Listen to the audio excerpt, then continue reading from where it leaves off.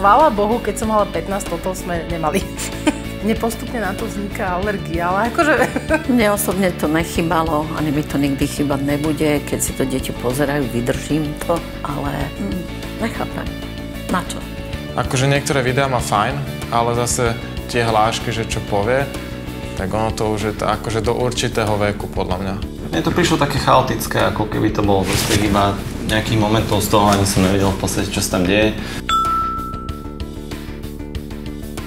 Ten Gogo, nie? To nebolo? Ja hlas poznám, ale ja neviem, jak vyzerajú. Ako nechodím si pre podpisy, keď sú v nejakých nákupných centrách. No, však to bol ten Gogo.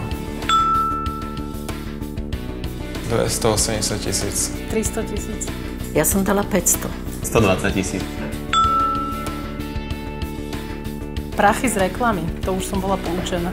Že on keď tam má veľa kliknutí na to video, tak potom mu zaplatia tí, čo tam majú reklamy v tých videách alebo pred nimi. Viem, že tí slovenskí youtuberi už z toho žijú, takže... To počujem prvýkrát, že z toho sa dá žiť. Ináč by som to už robila aj ja, lebo z dôchodku sa nedá, tak prečo nie? Že akože sú takí blázniví, že to niekde chcú dať von. Keď sú z toho prachy, je to ešte o to lepšie, hádam, ne? Tak určite hneď pre prachy, asi. Potrebuje sa nejak prezentovať, potrebuje sa nejak proste predviesť, ukázať sa. A možno v normálnom živote mu to nejde, tak za klávesnicou mu to ide. Tak ich je dosť. Je to ich život, keď to budú chcieť robiť, tak nemám problém.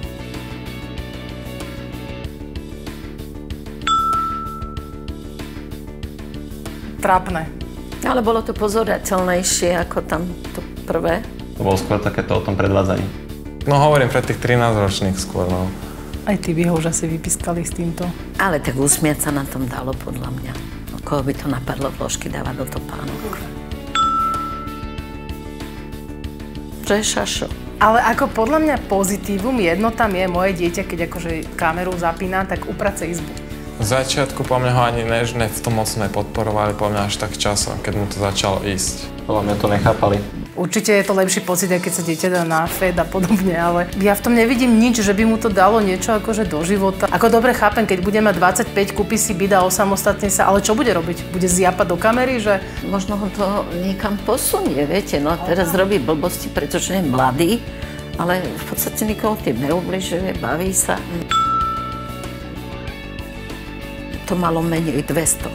Ja 400, lebo na toto kúkajú mladé cice. Ja som dal 460. Omega, takže blízko. No toto by nebolo pre mňa kritérium, no ale myslím, že by to bolo na nej. To, čo robí, je dôležité, ale akože kvôli tomuto by sme sa asi nezbláznili. Keby sa s ním dalo baviť a teda mal by veľa peňazí a kúpil by mi ako svokričke Lexus, tak akože žiadny problém. Tak určite musí mať niečo z toho šialenstva aj v sebe, lebo... Nie, on je úplne normálny a tuto sa vyblázni. Nie? No, Ja si pekný myslím, názor, že... veľmi pekný názor podľa mňa. 1 450 000. Ja 2 milióny. Len 500 000 dala. Ja 800. Amatérizm.